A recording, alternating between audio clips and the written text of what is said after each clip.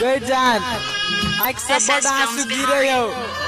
हमरा से एक छोटी बात कहे न, तोहरा बात सुनेला ये दिल बड़ तड़पे हो।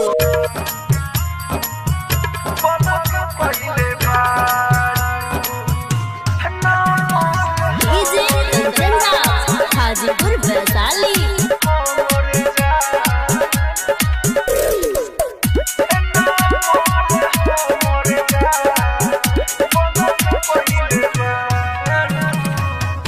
झूठो के हमारा मन सबके पहिले बारू, झूठो के हमारा मन सबके पहिले बारू।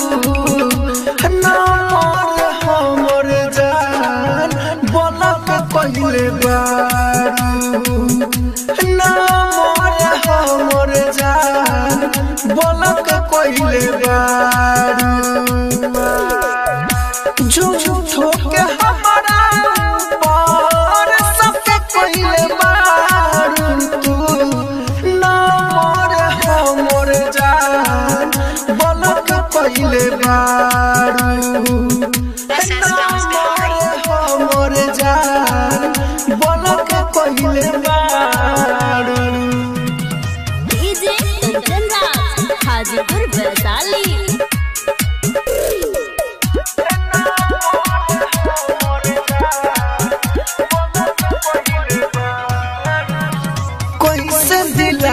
भरोसा तोहके हम पे कर यकीन हो, तोहरा से बात कइले बिना ना रहिए को दिन हो।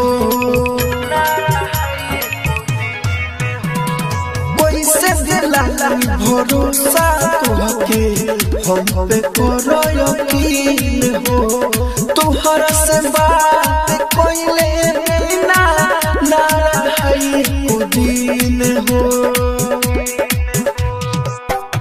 प्यार के हमारा तू फॉलो के कइले बारू, प्यार के हमारा तू फॉलो के कइले बारू। ना मोर हमर जान बोलक कइले बारू, ना मोर हमर जान बोलक कइले बारू। डीजे कंचन राज हाजीपुर वैशाली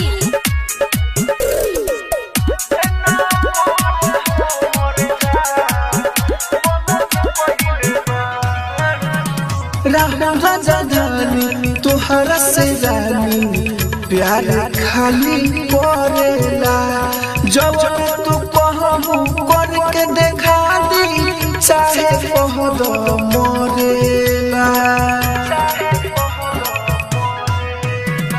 राजा जानी तोहरा से जानी प्यार खाली करेला, जब तू कहबू करके देखा दी चाहे कह दो मरेला।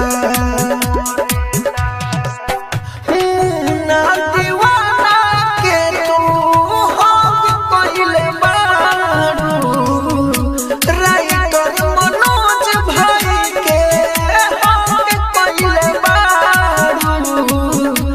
ना मोर हमर जान बोलक पहिले बारू, ना मोर हमर जान बोलक पहिले बारू।